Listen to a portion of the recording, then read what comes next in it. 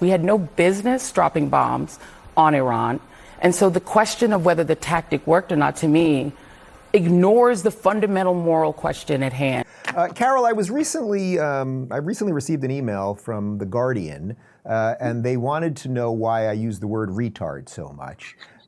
Here's a clip of Joy Reid. I find it rather extraordinary that we are very casually having a conversation about the tactical success or failure of dropping a 3,000-pound bomb or two on a sovereign country that did not attack us. We are failing to unpack or even address, as we're discussing whether or not it was effective how we bombed Iran, whether Donald Trump was correct in saying we obliterated their facilities, and not asking why on earth is the United States bombing a country that did not attack us? What on earth are we doing there at all?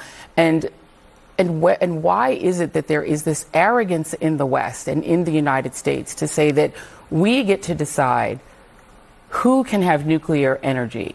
We get to decide that, and not just decide it, we get to act on it and drop bombs on a country that didn't attack us. We had no business dropping bombs on Iran.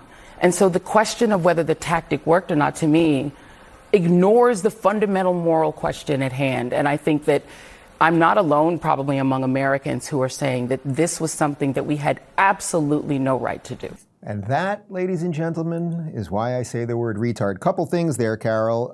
They didn't attack us. Well, they do fund Hamas, which killed 46 Americans on October 7th. So whether you care about Jews or Israel, you should care about Americans from an American perspective. Whether it was effective or not, I think we just got the answer on that. And she can't seem to make the distinction between nuclear energy, which they wouldn't have needed these levels of enrichment, versus nuclear weapons. Also, why is it that everyone that gets fired ends up on CNN? Yeah, what's up with that? They have attacked us. What about our Marine barracks in 1981? This is the same administration. These are the same Ayatollahs. I mean, let's be serious here. They've attacked Americans in a number of different ways.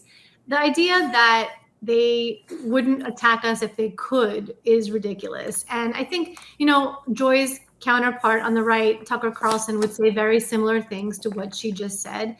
But I think he says, if we knew that Iran was close to getting a nuclear weapon, we would already be at war. But why would we wait until they were close to getting a nuclear weapon? It makes no sense. So this idea that Iran would never want to hurt us is just absurd. And it is completely bellied by the fact that they do want to hurt us, that they talk about wanting to hurt us. They chant it in the street. I know we're not supposed to take their chants of death to America seriously, but I kind of think that we should.